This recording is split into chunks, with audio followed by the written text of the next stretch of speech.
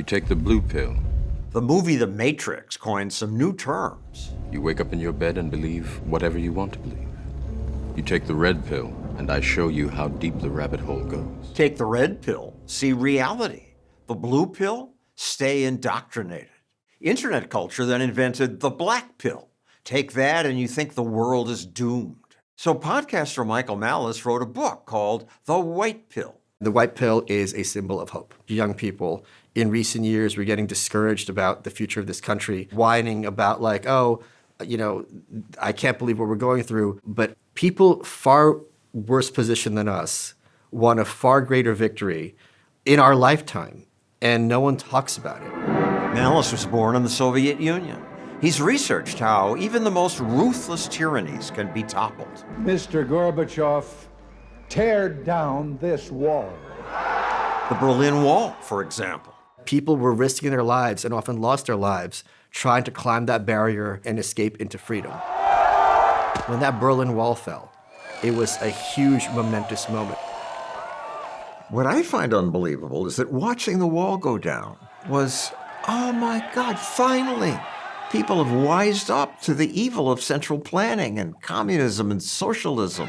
A new way through the wall that seemed impenetrable a few days ago. And yet, academically smart college students want to go back to some form of socialism. Socialism is the way forward. This misguided YouTuber has nearly 2 million subscribers. He tells them socialism is obviously best. It is moral. It is just. At this point, it's common sense. The universities are clearly the real enemies. Schools black pill students about capitalism.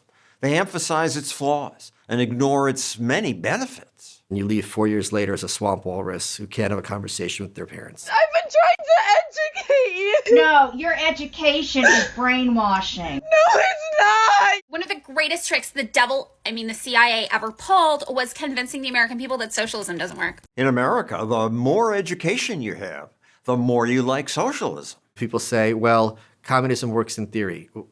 What does that expression even mean? If I tell you, John, hey, I've got this car that can fly, it works in theory.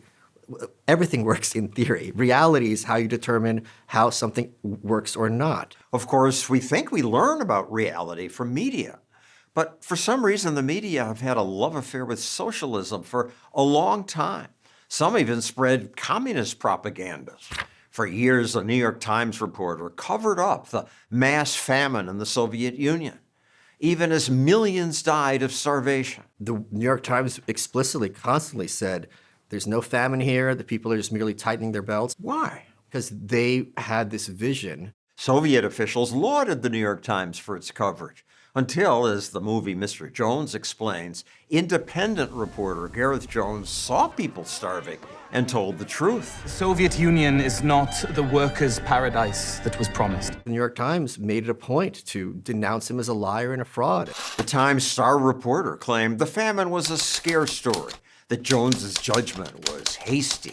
Why would he do that? I mean, I assume he doesn't want people to starve. I think he doesn't care. When you're the biggest guy in the most interesting country on earth, that's status. And when that's the most important thing to you, everything else can fall by the wayside.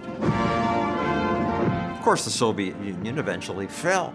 Malice says that should give people hope about resisting the media and universities' brainwashing. Which would you rather have in America, socialism or capitalism? I would say socialism. With the white pill, you're saying we can come back and fight this tyranny. Do you see signs that we are? There is an enormous increase of contempt and skepticism towards corporate journalism. The media, to a large extent, acts as a propaganda arm. The enemy class is not composed of impressive people. We're not up against, supernatural beings.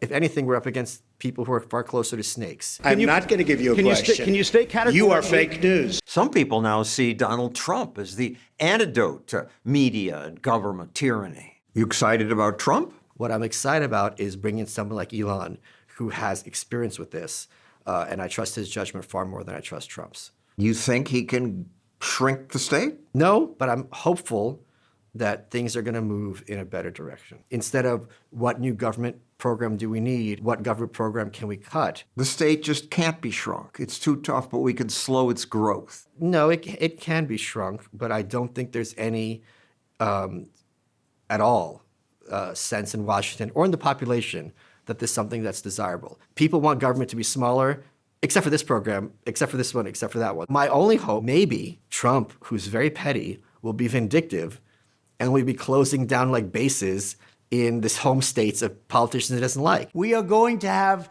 real education in America. The Department of Education, if that's his first target, as he's been saying in the campaign, that's something I'm very excited about, because what's being done to kids and the breaking of their minds for over a century in this country is unconscionable. Malice says he's an anarchist.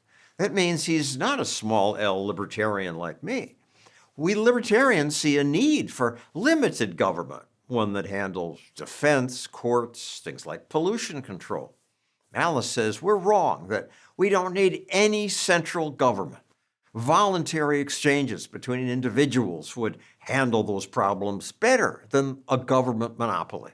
So we argue about that and other things in our full interview, which we'll release in a few weeks. To help us do interviews like that, please click that button.